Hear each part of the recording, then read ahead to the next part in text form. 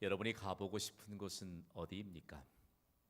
저는 지난 주간에 경신교회를 통해서 한 가족이 된 동역자들에게 이런 질문이 담긴 메시지를 보냈습니다. 성경을 읽으면서 가장 가고 싶었던 곳은 어디입니까? 성경을 읽다 보면 가고 싶은 곳이 많아집니다. 많은 동역자들이 마음의 소원을 담아서 답을 보내오셨는데 1위가 바로 예루살렘이었습니다. 2위는 갈릴리 호수였습니다. 3위는 나사렛이었고요. 4위는 소아시아 지역 바울의 선교 여정지인 바로 터키였고요. 5위가 가나안이었습니다. 그리고 드물게는 지중해에 가고 싶다는 분들이 있었고, 그리고 밤모섬에 가고 싶다는 분도 계셨고요. 그리고 스페인의 산티아고 순례길을 가고 싶다는 이런 마음의 소원들을 담아서에게 답을 해오셨습니다. 저는 그 모든 분들에게 이런 답신을 보냈습니다. 소원대로 이루어지이다. 여러분이 성경을 읽다가 가고 싶은 곳이 생기면 소원하는 자에게 이루어지게 되는 은혜가 있을 줄 믿습니다. 왜냐하면 하나님은 우리의 마음에 소원을 담아두시고 그것을 하나님의 뜻이라고 말씀하시고 그리고 그 뜻대로 이루시는 분이라고 말씀하시기 때문입니다. 바로 이것이 성경을 통해서 가고 싶어한 곳, 그리고 갈증을 느끼는 곳, 그리고 우리가 하나님의 뜻에 대해서 관심을 가질 때 이것이 바로 우리의 개인의 소원이 아닌 하나님의 소원인 것을 말씀하고 이 일에 확신을 갖게 하시는 것입니다. 사실 저도 성경을 읽으면서 너무 가고 싶은 곳이 많아졌습니다. 저도 오늘 본문의 배경이 되는 아테네에 얼마나 가고 싶은지 모릅니다. 그래서 저도 오랜 기간 동안 마음의 소원을 두고 기도했습니다. 왜냐하면 하나님의 약속이 있기 때문입니다. 놀랍게도 그 소원이 경신교회를 통해서 이루어졌습니다. 우리에게도 경신교회를 통해서 이루어 주실 줄 믿고 오늘 말씀 받게 되기를 주님의 이름으로 축복합니다. 우리가 그렇게 소원하는 아덴에 하나님이 앞서서 복음을 가진 바울을 보내셨습니다. 우리 그 역사적인 현장으로 함께 떠나 보겠습니다. 바울은 하나님의 전적인 은혜로 이처럼 아덴에 도착했습니다. 아덴에 도착하면서 그가 맨 먼저 어느 것을 돌아다 보았는지, 그리고 그곳에 무엇 때문에 가고 싶어 했는지가 오늘 본문에 그대로 증거되고 있는 것을 보게 됩니다. 성경이 말하고 있는 아덴은요, 우리에게 익숙해져 있는 그리스의 수도인 아테네입니다. 이 아테네는 과연 어떤 곳일까요? 본문의 배경이 되고 있는 1세기 당시에도 여전히 이 아덴은 세계 3대 도시 중에 하나였습니다. 로마, 그리고 알렉산드리아, 그리고 아덴이 바로 3대 도시 국가를 이루고 있었습니다. 여러분, 세계 문명의 발상지였던 아덴은 철학과 문학 그리고 예술 등 헬라 문학의 중심지였습니다. 우리에게도 이미 익숙하게 알려진 소크라테스와 플라톤의 고향이고요. 그리고 아덴을 향해 모든 지혜의 본고장으로 사람들이 그렇게 불렀습니다. 유명한 철학자였던 아리스토텔레스와 에피쿠로스와 그리고 제논의 주 활동 무대가 바로 아덴이었습니다. 그러나 아덴은 이처럼 문명은 발달했지만 영적으로 대단히 어두운 곳이었습니다. 지금도 아테네에는 그 명성을 날리던 흔적들이 남아 있습니다. 아테네 아크로폴리스에는 유네스코에 등재된 세계문화유산 제1호인 파르테논 신전이 그 위용을 자랑하고 있습니다. 이 아크로폴리스 언덕에 오르면서 그들이 섬겼던 온갖 그리스 신, 히랍의 신들에 대한 흔적을 남겨두고 있는데요. 여러분이 아마 익히 아실 것입니다. 이와 같은 흔적을 돌아다 보고 바울이 아덴의 도시인들을 향해서 이제 말하기 시작하면서 매우 불편한 심정을 드러냅니다. 왜 그럴까요? 여러분이 만약에 어디 세계 유명한 곳을 방문하기 위해서 앞서 설레이는 마음이 있잖아요. 근데 그 현장에 도착했을 때 설레이고 기대감이 있고 그럴 텐데 어쩐지 바울은 아덴에 도착했는데 불편한 심경을 이루 말할 수가 없었습니다. 오늘 보면 16절이 바울의 심정을 그대로 드러내고 있습니다. 함께 읽어보겠습니다. 시작. 바울이 아덴에서 그들을 기다리다가 그 성에 우상이 가득한 것을 보고 마음에 격분하여 아멘. 그 유명한 도시 국가인 아덴에 도착한 바울이 그 도시인들을 향해서 우상으로 가득한 것을 보고 마음에 격분했다라고 말합니다. 바울이 아덴에 도착해서 아크로폴리스 언덕을 오르면서 무엇을 보았을까요? 아데나 여신, 헤라클레스, 나이키 신, 그리고 포세이돈, 제우스와 같은 그야말로 우리가 들었던 그 신들을 섬기는 신전들로 빼곡하게 들어져 있는 그 현장을 보고, 그리고 아테네 시를 바라보면서 그가 느꼈던 것은 이 아테네 시가 이런 우상들을 섬기는 이 도시인들로 가득 차 있는 것에 대해서 그가 격분했다라고 성경은 증거하고 있습니다. 여러분, 이 시대에도 우상이 문제입니다. 저는 우리나라의 이 미래를 보면 조금 깨어 있다고 생각해요. 영어 번역본을 보면 우상은 아이돌입니다. 아이돌. 여러 개의 우상, 아이돌스, 이게 문제예요. 여러분들 오늘날 10대들이나 여러분 청년들의 관심이 왜 그렇게 집중이 될까요? 생각해봐요.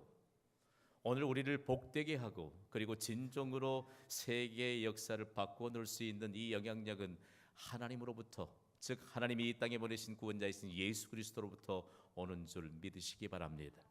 바울이 그 당시에도 이런 아덴의 이 상황을 보면서 매우 분노했다라고 말합니다.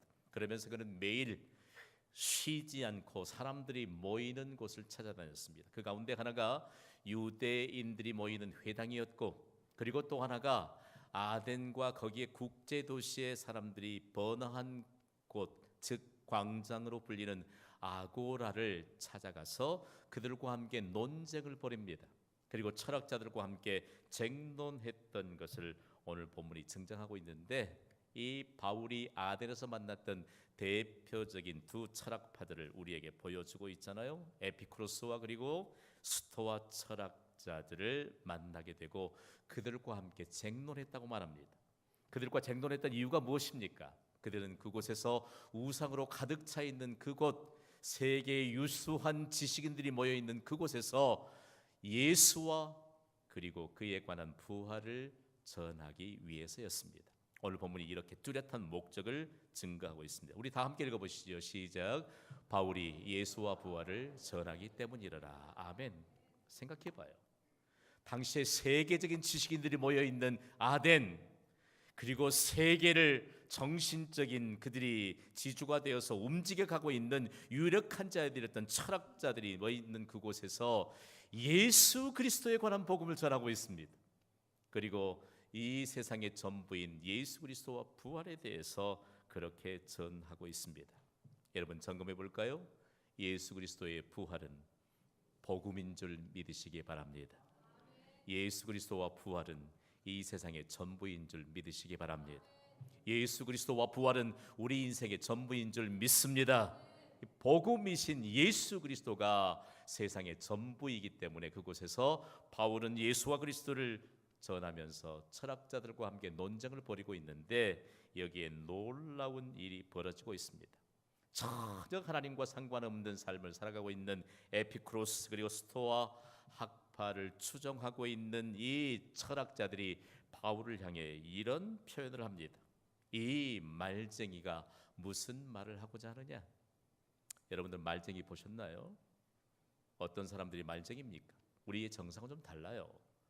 이 헬라인들의 정서에서 말을 잘하는 말쟁이, 전문적으로 말을 구사하는 사람들은 지식인으로 인정하던 시대입니다. 그러니까 거기에 유수한 지식인들, 철학자들보다도 지식이 더 한 단계 위였던 사람을 바울로 인정해 준 것입니다. 영어 번역보다 참 재미있잖아요. 이 사람에 대해서 말쟁이를 베블러라고 하는 이 단어로 번역하고 있는데, 영어권에서도 말을 잘하는 사람은 어떤 사람이냐?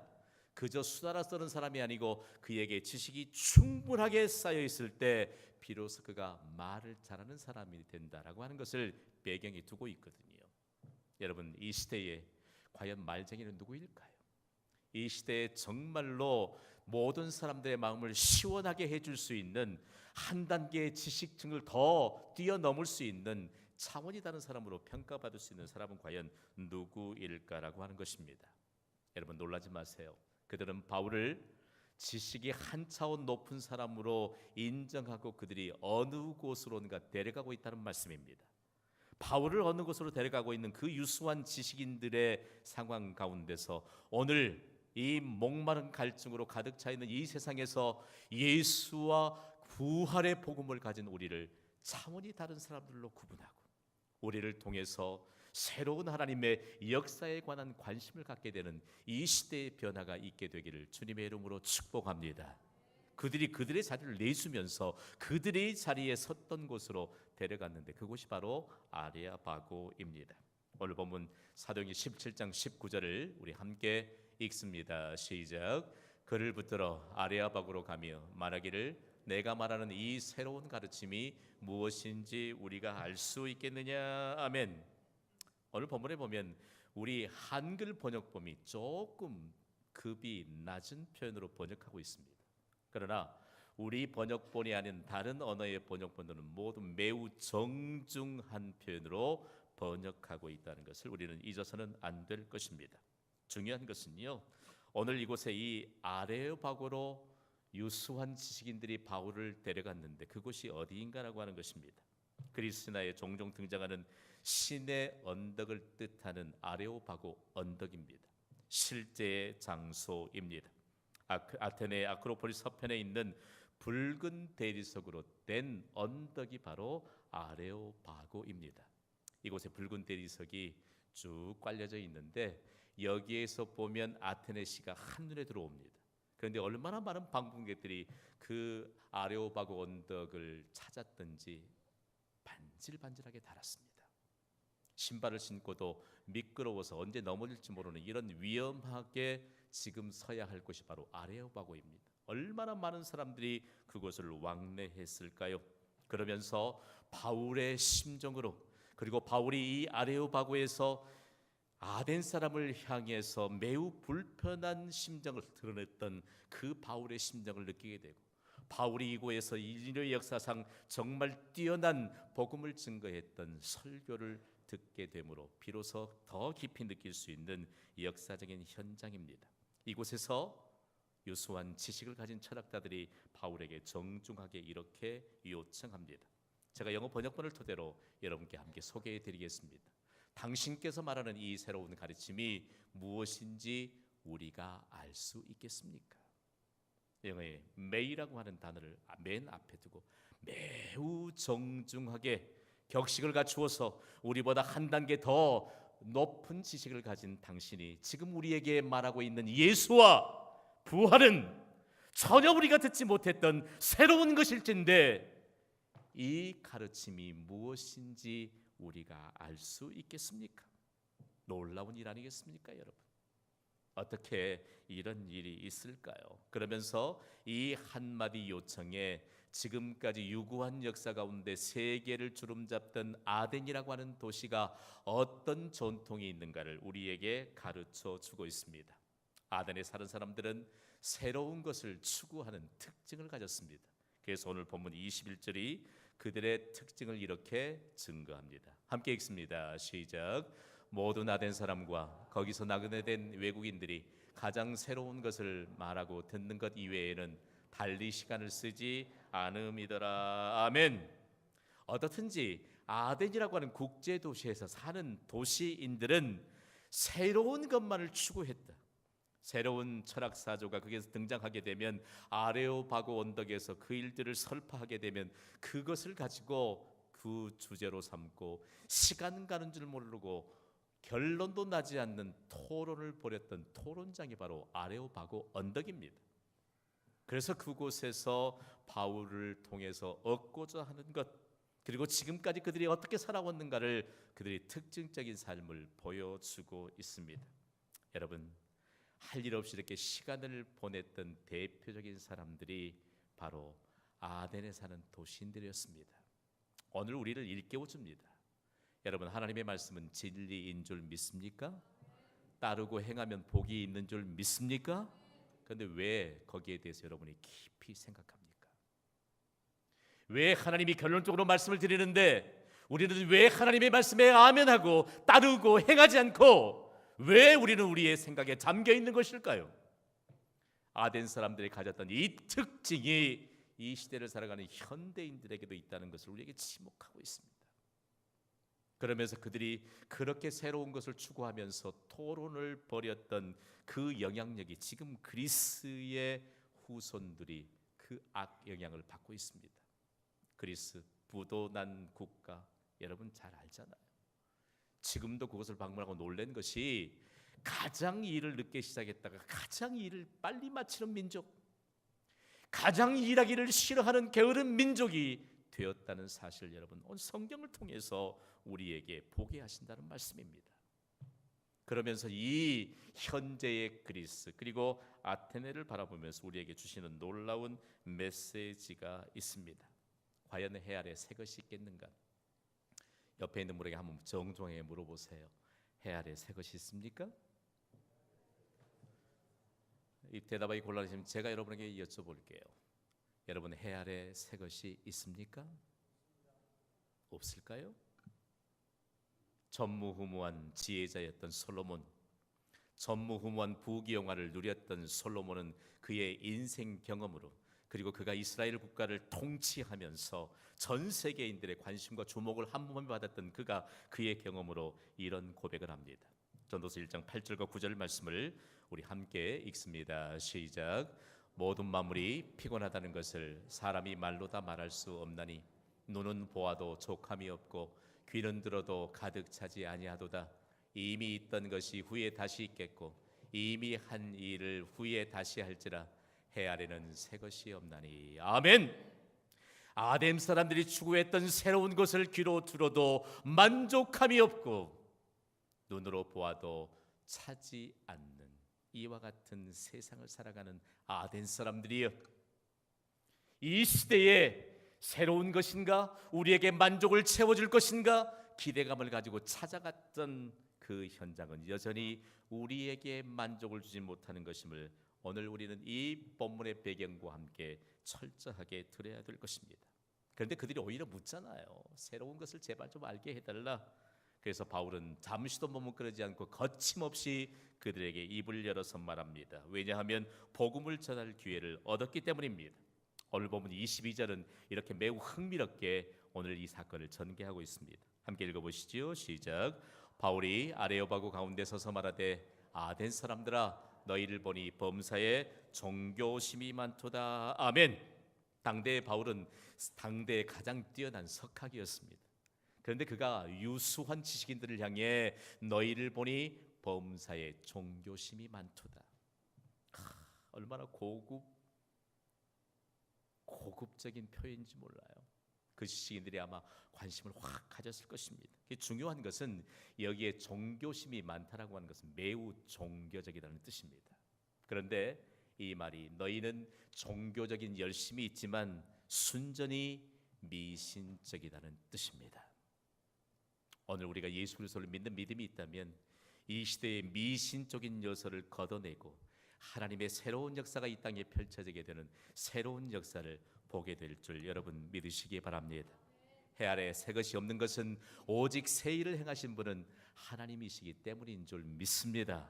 그래서 오늘 우리에게 이 새로운 역사를 펼쳐가도록 미신적인 요소를 가득 안고 있는 아덴의 도시인들을 향해 너희가 범사에 종교성이 많도다. 오늘 이 시대를 살아가는 우리가 속해 있는 광주광역시에 사는 이 도시인들에게도 여전히 미신적인 요소가 많다라고 하나님이 말씀합니다. 그런데 그들이 얼마만큼 미신적인 요소가 강했을까요? 오늘 보면 23절은 당시의 정황을 이렇게 드러내고 있습니다. 함께 읽습니다. 시작. 내가 두루다니며 너희가 위하는 것들을 보다가 알지 못하는 신에게라고 새긴 단도 보았으니 그런즉 너희가 알지 못하고 위하는 그것을 내가 너희에게 알게 하리라. 아멘. 알지 못하는 신들을 향해서 그들의 미신적인 행위를 드러내고 있는 아덴의 도시인들을 향해 바울이 분명하게 말합니다. 여러분, 우리는 과연 어떤 종교성을 갖고 있는 것일까요? 어떤 종교성을 갖고 있는 것일까요? 하나님은 하나님의 형상과 모양으로 모든 사람을 지으시면서 우리의 마음에 종교성을 부여하셨습니다. 이 종교성에 예수 그리스도에 관한 복음으로 채워질 때 인간이 올바른 기능을 하며 삽니다. 그리고 하나님을 대표하며 살면서 하나님이 주시는 영원한 생명을 비로소 소유할 수 있는 것이죠. 그리고 행복한 인생으로 전환할 수 있습니다. 그러나 우리의 종교심에 이처럼 복음으로 채워지지 않으면 멸망의 길을 갈 뿐입니다. 알지 못하는 신들을 향해 여러분 모든 것을 다 쏟아부으면서 인생을 허비하는 세월을 사는 것입니다. 여러분 알지 못하는 신들을 숭배하는 사람들을 보셨나요? 지난 2000년도 초반에 있었던 일입니다. 제가 가족과 함께 미국에서 기거할 때인데 그때에 한인들이 많이 모이는 미국의 LA 한복판에서 벌어졌던 기사 때문에 얼마나 참 무참했는지 모릅니다. 거기에서 새로운 사업을 개업하는 한국인 한 사람이 소위 개업식의 고사를 지낸 것입니다. 번화가의 사업장을 개업하기 때문에 많은 사람들을 초대했는데 그 초대받은 사람들도 유수한 지식인들이었습니다. 테이블을 펼쳐놓고 그 한가운데 돼지머리를 올려놓고 이 주인 되는 사람이 거기에 넙죽절을 한 다음에 지갑에서 달러 지폐를 꺼내든지 그걸 둘둘 말아서 돼지의 귓구멍에 꼽아 넣는 것입니다. 그 다음에 거기에 온 축하객들이 그 주인과 똑같이 돼지머리 앞에 절을 하고 다시 지갑에서 달러 지폐를 꺼내서 둘둘 말아서 콧구멍에도 쑤셔 넣습니다. 입에다도 쑤셔 넣습니다. 그것을 미국의 한 기자가 지나면서 보면서 사진을 찍어서 그 매스컴에 그대로 보도한 것입니다. 그러면서 바울이 마치 아덴 사람들을 향해 격분했던 것처럼 이런 기사의 제목을 썼습니다. 아니 어떻게 하나님을 닮은 존엄한 인간이 돼지머리에 절할 수 있는가? 여러분 맞지 않습니까? 이 시대에 아레오바고 언덕에 섰던 바울이 다시 그들의 요청을 따라서 예수와 그리고 그의 부활에 관해서 이처럼 명쾌하게 펼쳐갈 수 있는 복음의 기회를 얻게 된 것은 그 이전에 그가 예수와 부활에 관한 복음을 전했기 때문입니다. 우리가 사는 광주광역시요, 아레오바고 언덕과 같은 무등산 자락에 서면 거기 민간인이 일반인이 운영하는 전망대 하나 있잖아요. 거기에서 작고개를 넘어가면 사수원지가 나옵니다. 거기에 물가의 다리 주변엔 늘 볼 수 있는 진풍경이 있습니다. 새롭게 차량을 구입한 사람들이 그곳에 뭔가를 펼쳐놓고 그곳에 고사를 지냅니다. 주로 등장하는 것은 돼지머리지요. 어떤 사람들은 마른 명태 두세 개를 엮어서 매달아서 새 차를 사고 난 다음에 핸들에 도록 매달아 놓았더라고요. 여러분 우리가 알지 못하지만 우리가 재래시장이나 그런 데 가서 이른 아침 방문해서 우리가 필요한 물건을 구입했는데 우리에게 돈을 받아든 그 주인이 하는 것을 여러분 보았습니까? 혹시? 우리의 돈을 받아들고 침을 퇴퇴 받습니다. 그리고 그 돈을 머리에 문지릅니다. 그리고 퇴 하면서 그 돈을 금고에 넣습니다. 알지 못하는 신들을 섬기는 우매한 사람들. 오늘요 우리가 예수 그리스도에 관한 복음을 우리에게 미리 듣게 하신 것은 하나님의 은혜인 줄 믿습니다. 영원한 생명을 가진 것은 하나님의 축복인 줄 믿습니다. 이 믿음이면 하나님의 비밀을 전수받도록 하나님 앞에 겸손하게 마음의 무릎을 꿇고 기도할 때 이미 우리에게 하나님이 주실 해답을 받게 될 줄 믿습니다. 해답 없이 사는 사람들, 우매한 사람들, 오늘 우리의 삶의 현장으로 다시 하나님이 파송시키실 텐데 우리에게 마치 우리의 삶의 현장은 바울이 서서 아덴의 도시인들에게 예수와 부활에 관한 복음을 전했던 아레오바고 언덕이요, 그 유수한 사람들을 복음으로밖에 새롭게 할 수밖에 없었던 유일한 해결책을 전파했던 곳이 바로 아레오바고인 우리의 삶의 현장입니다. 오늘 우리는 이런 결론적인 메시지를 받습니다. 다 함께 선포합니다. 시작. 복음이 필요한 사람들, 전도가 필요한 사람들, 잊지 마십시오. 기도하겠습니다. 이 시간 기도할 때 마음속에 간절한 소망을 품고 기도하기를 원합니다. 하나님, 우리에게는 이미 인생의 해답이 주어졌습니다. 예수 그리스도요, 그리고 예수 그리스도의 부활과 함께 더불어 우리에게 주어진 영원한 생명입니다. 아직도 영원한 생명을 갖지 못한 광주 시민들, 그리고 우리의 가족들, 지인들을 향해 그들이 복음이 필요하고 전도가 필요하다는 사실들을 마음에 깊이 새기기를 원합니다. 하나님 해답을 주셨으니 나로 인하여 아덴의 도시인들처럼 하나님을 알지 못하는 신들을 향해 나아가는 광주 도시인들에게도 해답을 전하게 하여 주시옵소서.